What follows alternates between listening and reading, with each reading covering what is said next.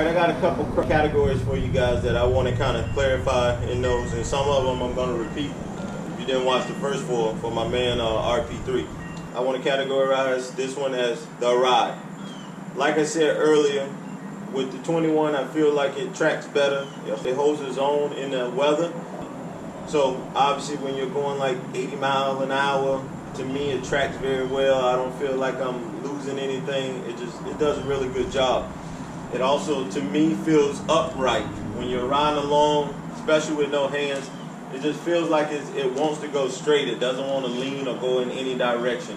It's just a pretty good ride, I would say. Obviously, you got to be a little cautious of potholes, things that's in the road, because you got a thinner tire. It's not that 18-inch tire where it has a wider track on it. You got a thinner tire, so you have to be a little more cautious. Avoiding obstacles. It's not as good as avoiding obstacles because obviously when you're driving along, you turn right or left. To me, it doesn't respond as well as the original tire. To me, it lags a little bit, or maybe that's just my characteristics. I don't want to turn the bike that fast in that instant. So I try to scan farther up ahead so I'm kind of get out of that situation or prepare a little earlier. So those are the things that I consider as the ride of it. The next category, parking. Here we go. I'm going to simulate this with some pieces of wood. So let me go grab some wood and we'll be back. Here we go with the park portion. I'm probably 5'8" on a good day, 5'7" on a bad day when I don't have my high heels on.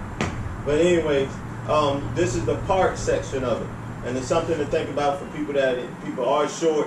And if you have the type of suspension that I do, it makes a difference. And with this 21-inch wheel, because I don't think this occurred while I had the bike. So, anyways, here we go. I have the air ride up to 50, which is my normal riding height.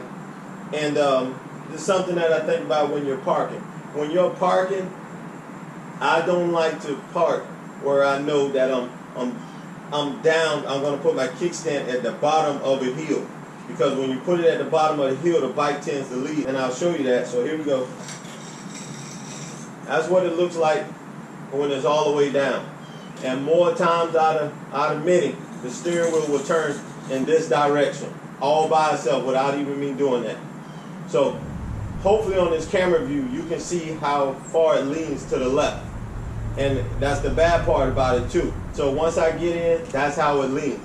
And it also does that in the grass, and I'll show you that later when I put it in the grass. And it's very hard to get it out of the grass, especially when you go to some of these rallies and they want you to park in the grass. So obviously right now you can see that it is leaning.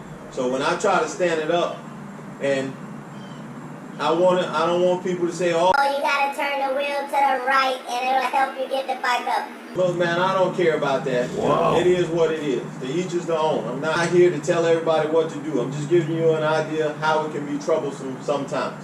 So from this point, and let's say I got my wife on there, so it's quite heavy, especially even with myself.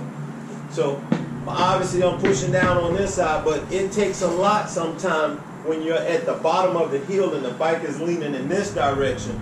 It takes a lot to get the bike back up to center. So the best thing about having air ride is, watch when I put it back down, and then I lower the bike down, it kind of stands upright, just a little bit. And from that point, I can lift it up with much ease, and then I pump it up to where I want it to go. But that's just something to keep in mind if you're short like I am. So down on the side, and for the short people, if you know you are short and you're somewhat weak, we all know the people that ride Harleys, you turn the wheel all the way to the right and it'll stand up even better. I got you. I know that. So don't say, oh my God, that's what you're supposed to do. I know. So you put it down on the side. So I want to give you an even better simulation as well too. So hang tight. Be back. Just to give you a simulation. Let's say the heel is going up in this manner. And that's what I'm trying to simulate with the piece of wood. If the heel is going up like this and you put the kickstand down, look, the bike wants to sit more upright So when I park, I try to find a situation like this. It's just something to think about. It makes your exit much better. So when I park, I try to get it where it's parking, where the heel is going up to my left, and that'll make the bike stand somewhat upright. Now just to simulate you parking on the other side of the heel, and it's not going up, it's going down, and then the bike sits in that manner. So that's just something to keep in mind. You know, if you're getting that 21, or better yet, that could just be the ride of it. But to me, that's made a big difference with the 21. And that pretty much goes over the parking part. I want to show you in the grass as well too. And now look at that lean. That's with 50 PSI in it. Look at it lean. Like I say, man, you know, that's from the air ride, not necessarily the 20-inch one wheel, but like I say, it leans automatically to that side, to my right side, which is over here. And that's something that you got to deal with, but that's not even a problem. Just like I say, man, whatever your preference is, that's what you're gonna go with. But like I said, that's my experience with the 21-inch wheel. You can watch 100 YouTube pages, but you just gotta go with your instinct, what you want and what you feel.